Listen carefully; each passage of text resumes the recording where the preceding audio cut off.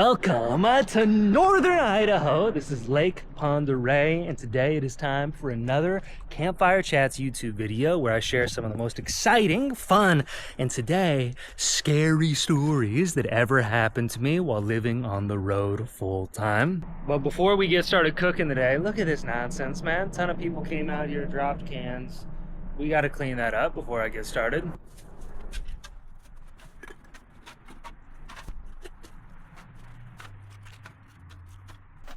There we go. Got the worst of it. I will say as well, that took 2.5 minutes to clean that stuff up. It doesn't take that long to make a difference. So because Northern Idaho currently has a fire ban in effect, today, cooking on my brand new, amazing propane stove setup. Let me show you this thing. Check this out. So this is a Primus propane stove, and I got a reusable propane tank that has just been amazing for cooking. I actually cooked pancakes for all of the wayfarers while I was down in Stanley, Idaho. I cooked them blueberry pancakes. And today I've got a special recipe that I've been dying to cook for like as long as I've been alive. Here's the awesome reusable propane tank for the stove. And now check it out. These are maybe the most special ingredient I've got to cook with ever. These are wild Idaho huckleberries, okay? So if you've ever heard of a huckleberry, these are a wild berry found almost only in the Pacific Northwest of the United States, like Washington, Oregon, Idaho, Montana, and they are delicious. They're my favorite wild berry, and the weird thing about them is if you try to transplant them and plant them somewhere else, they stop growing berries. So the only way to find them is to go out in the wild and pick berries. So I get to cook with these today, and here's what I'm gonna do. So I got just a little bit of pancake mix. I'm gonna mix these in, and then I think I'm also gonna use a little bit of this local yogurt that I got and make some real fluffy pancakes with the huckleberries in there. And it'll be a perfect dose of courage for me to be able to come out here and backflip off the pilings underneath the bridge. Out, the car is going above us. You could probably hear them. This isn't the most wild destination, but it is my favorite swimming place on the whole lake because of these beams that teach you how to do the acrobatics flying through the air. So that is the plan today. I seem to have forgotten that I'm not cooking pancakes for 20 people anymore like I was on my group trip, but this will still be okay, I think. Okay, I've got that pretty smooth and creamy. Now I'm gonna add a scoop of the yogurt. This yogurt is authentic, like organic, locally made yogurt. So it has a stronger smell, dairy smell, than any other yogurt I've ever had. I had it in a bowl the other day, and it's hard to have by itself because it's just so overwhelming. But I think it's gonna make these pancakes so creamy and beautiful. Let's get the stove started.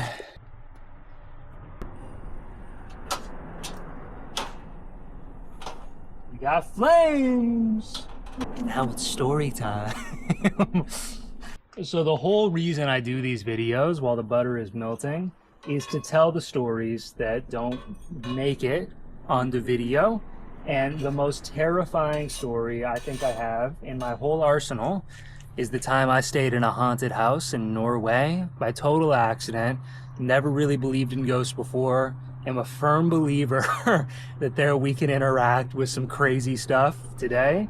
And I don't fully know how to describe my belief on it without simply telling you the story. Let's get rolling. It was the year of 2023, and I made a resolution that year to take my first solo international trip somewhere I'd never been before. And for some reason, that destination for me was Norway. I decided what would be better and seeing the northern lights on my own for the first time, get a little cabin in the woods, way out in the wilderness, and look up at the sky to interact with nature's greatest show. So that's exactly what I did.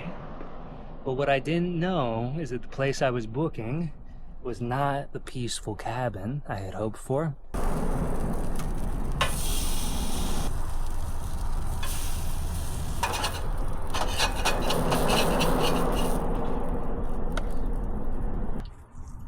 Oh my gosh, look how beautiful, purple, and delicious these suckers look. I put too many huckleberries in, but being greedy is okay when it comes to huckleberries. Gonna throw a little Vermont maple syrup on here. A few more huckleberries just for good measure. And there we go. This is breakfast. First bite.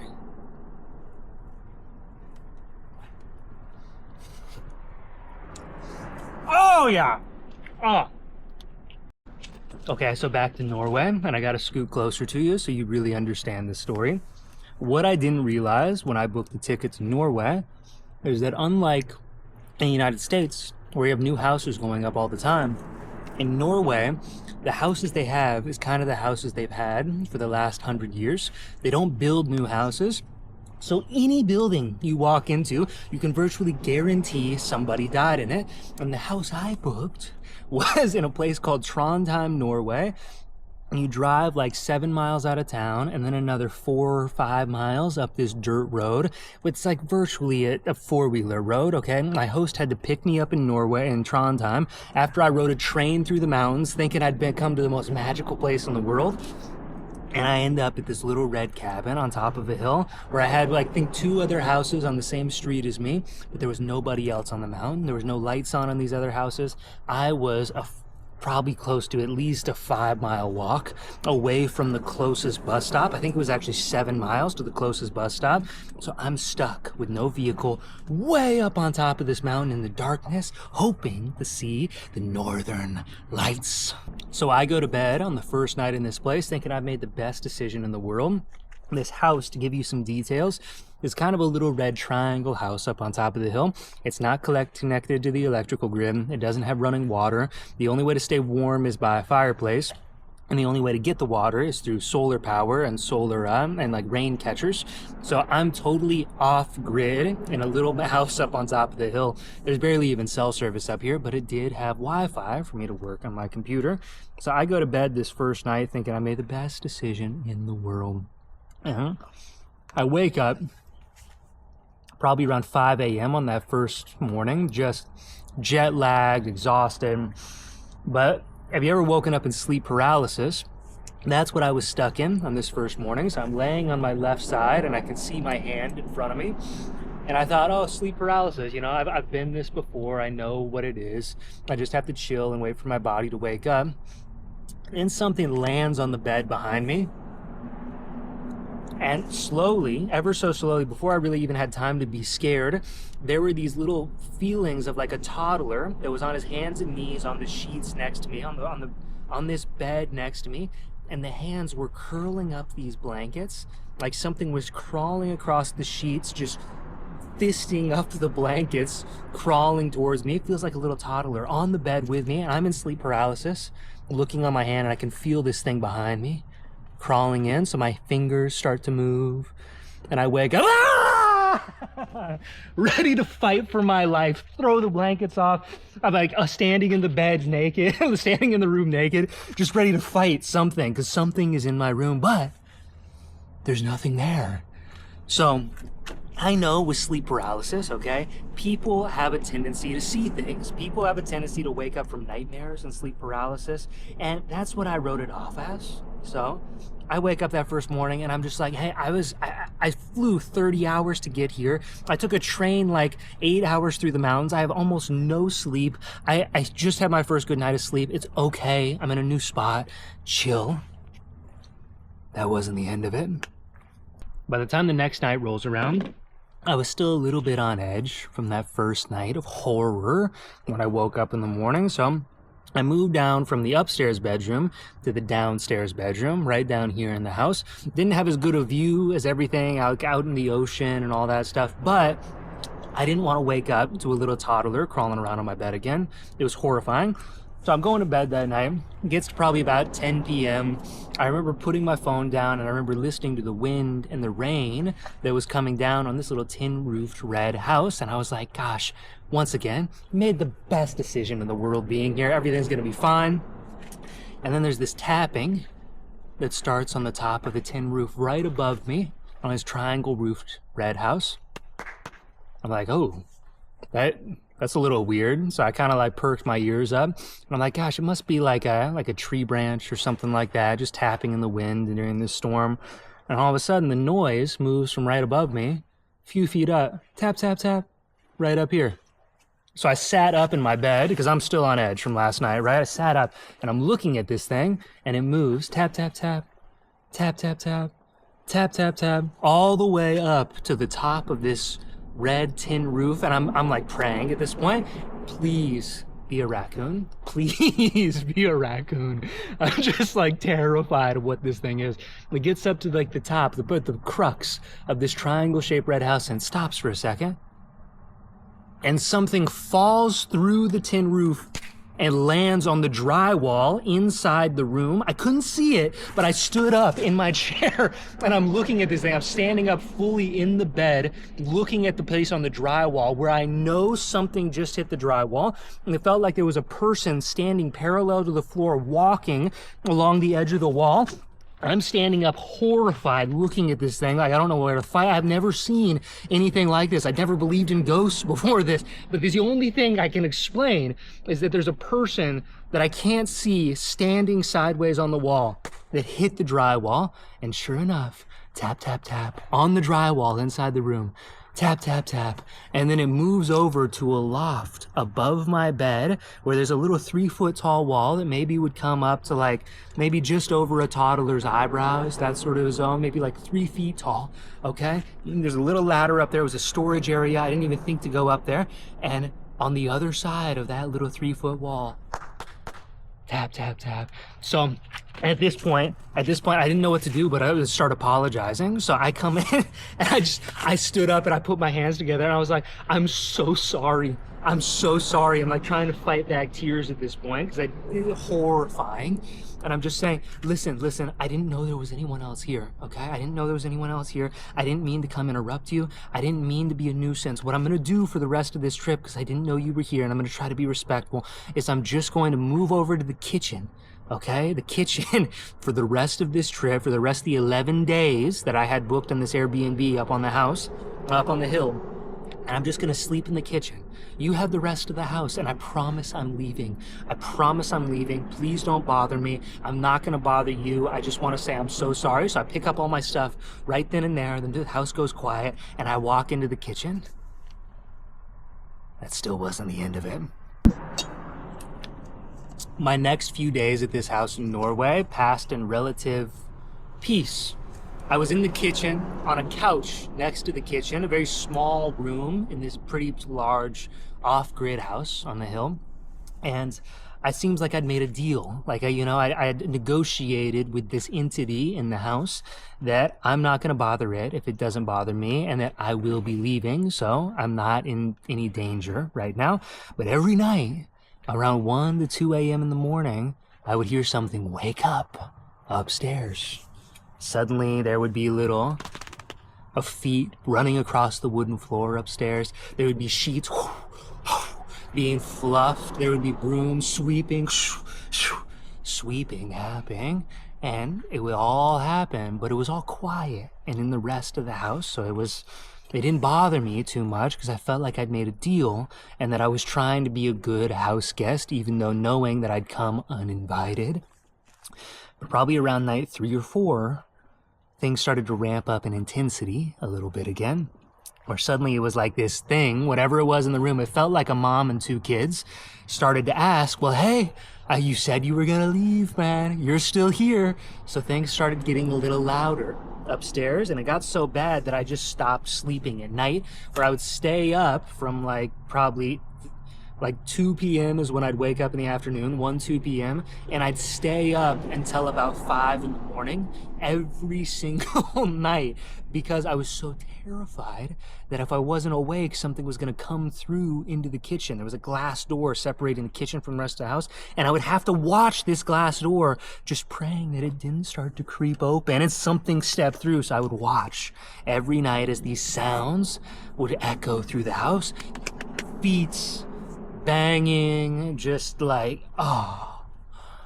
chilling. So I was up every night, and things sort of accumulated when I got to about day maybe 7, day 8, where every single day I would have to walk outside of the house to a wood shed outside to bring wood back inside to start a fire and stay warm. This is, I think, October in November, or in Norway, October, maybe November in Norway. So it's freezing cold outside. Every morning is in the 20 degrees. There's frost everywhere. It hasn't started snowing yet, but my only life source is this wooden stove that I'm being able to keep fires on.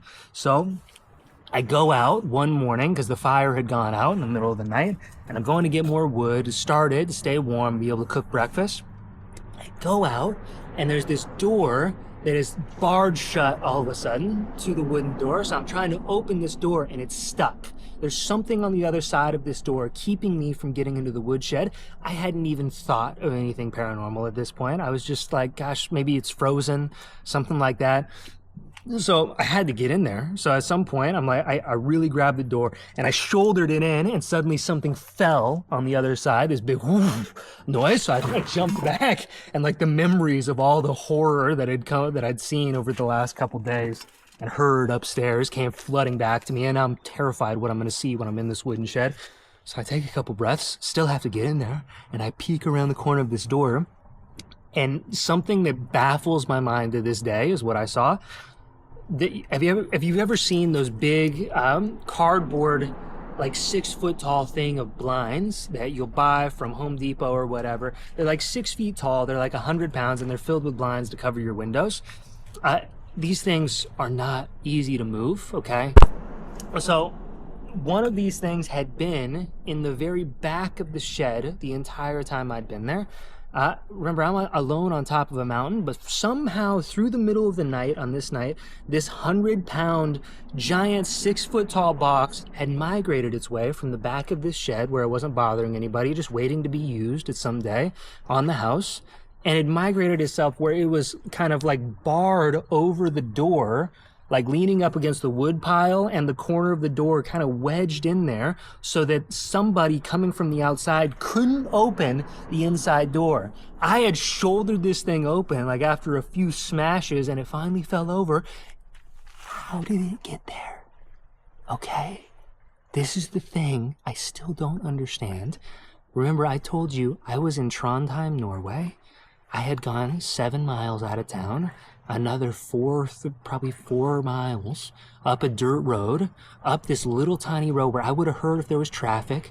There were 2 other houses that were kind of down the road a little ways, but there was no one in these houses. I'd been there for 8 days. There wasn't a single light on. There wasn't a single car. I was alone on top of this mountain. Who moved the box? I don't know to this day. But it was like something was saying, like, hey, if you're not going to leave, we're going to make you leave, okay? Because if you can't be warm, guess what you're going to have to do? Get the fuck out of our house. So, terrified for the rest of the day, I spent the whole day out of the house, just trying to think it away. And that night, sure enough, around 1, 2 a.m., something woke up upstairs, but this time, it was with a vengeance. Instead of the little pitter-patter of feet, there was banging, stomping feet happening upstairs. There was sweeping that was louder than ever before. It felt like whatever presence it was had moved right onto the other side of this glass door, separating the rest of the house from the kitchen. The glass door that had never moved once, and there was something, it was like a whoosh, coming right up to the edge. I couldn't see anything, but the terror I had in me is like unbelievable feelings I can't even fully describe. Right on the other side of this door is the thing that wants me to leave, and about 3 a.m. I had enough. It was so bad, it was so noisy, it was so obviously terrifying and so obviously directed at me. I stood up in the middle of the night, and I went over to the glass door, and I opened it, terrified, shaking, still fighting back tears. And I apologized again, and I said, I'm so sorry for interrupting. I'm going to leave right now. You'll never see me again. Please don't follow me. Please don't follow me. So I packed up all my stuff at 3 a.m. in October in Norway when it's frigid cold outside, put on every piece of clothing I had, brought all the food I brought with me, and I started walking. And that's when the most terrifying part of the whole trip happened. So I'm walking right down out of this house, and I leave the house, and there's a bend in the dirt road that I go around, and I have my phone light on the whole time because I'm spinning around in circles, looking the whole time through the dark, thinking nothing can follow me. I'm just so scared. And I hear rustling in the bushes all of a sudden behind me, and I'm walking with all my bags, my suitcase and everything on, and I hear this noise that still haunts me.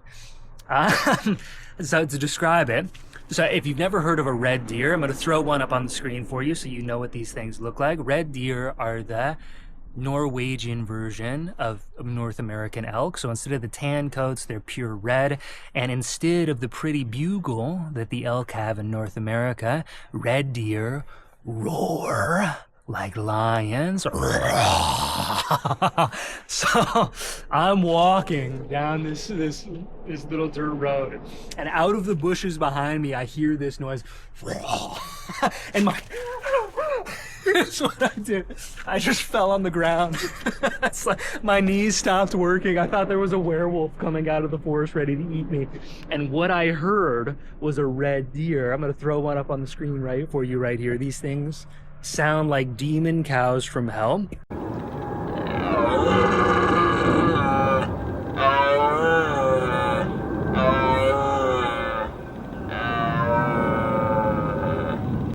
So I didn't know any of that at the time. So I spent the rest of the 4 miles walking down this dirt road. Just thinking there's some haunted beast following me. I didn't find out until I got back to the airport that it was just a red deer. And I walked all the way down this road, waited at the bus stop for hours in the cold, and sure enough, finally got a ride back into town, left the Airbnb early, flew to another city, stayed the rest of my time in Norway, and came home. It is my most scary, haunted story to this day that I still can't explain. That's a story I've wanted to tell on this channel for a long time. Never had the words to do it until now, basically. So as a reward for waiting all the way through, now I get to follow through on my promise. And we're gonna go finish this video with a backflip off these huge pilings in the middle under this bridge, and I'm stoked. So I'll let you in on a little secret as I'm heading out here. The house I grew up in is about 12 minutes that way. The Hope House, we call it. Hope, Idaho. So we would come down here every day during the summer and practice what the older kids did, which was huck flips off these pilings. So I'll climb up with you and show you the view. Do-ba-da-ba. Do-ba-ba-da-da. The little known fact about climbing stuff is if you sing any random tune, the Pirates of the Caribbean tune helps me a lot. Bum, bum, bum. And you climb easier, takes your mind off the stuff. But it is hard to climb with one hand. There we go.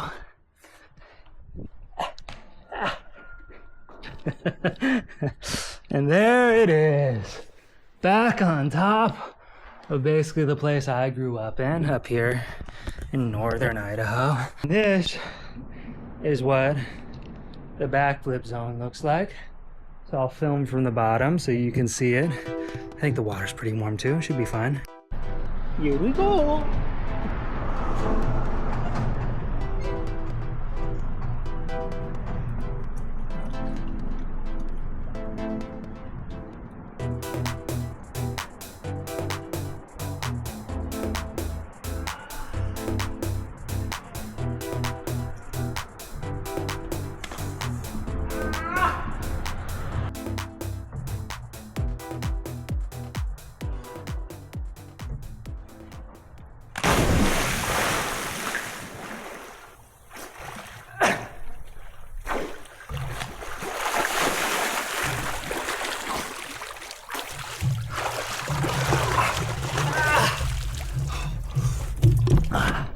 And that is another campfire shot in the books. Thank you for joining. Stay wild, be free. See you in the next one. Because I actually do have a very special trip coming up soon that I can't wait to tell you about. Just a secret between you and me right now. But it's not a US trip. So I'll talk to you soon.